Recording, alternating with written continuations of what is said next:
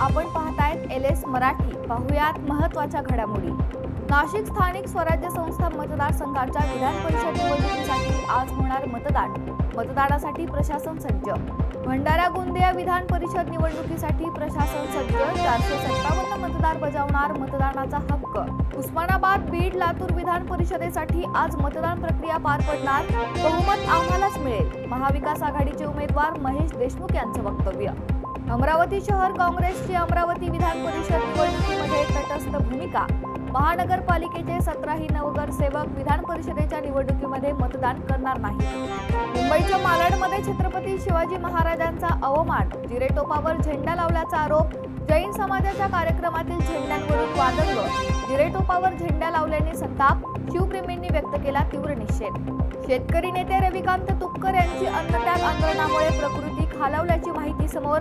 संतप्त शेतकऱ्यांचा टायर जाळून सरकार विरोधात निषेध। गोंदिया जिल्ह्याच्या अर्जुनी मोरगाव तालुक्यातील परसटोला येथे जमिनीच्या वादातून सख्ख्या भावाची कुऱ्हाडीने हत्या। आरोपी भाऊ पोलिसांच्या अटकेत। घटनेने संपूर्ण परिसरात खळबळ।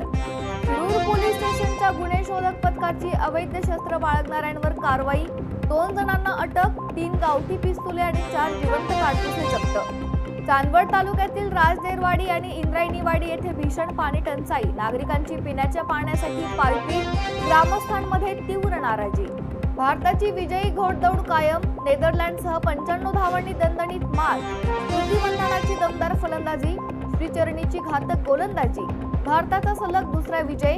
हरमनप्रीतच्या नेतृत्वाखाली भारताची विजयी सलामी कायम। या होत्या महत्त्वाच्या घडामोडी। पाहत रहा LS मराठी।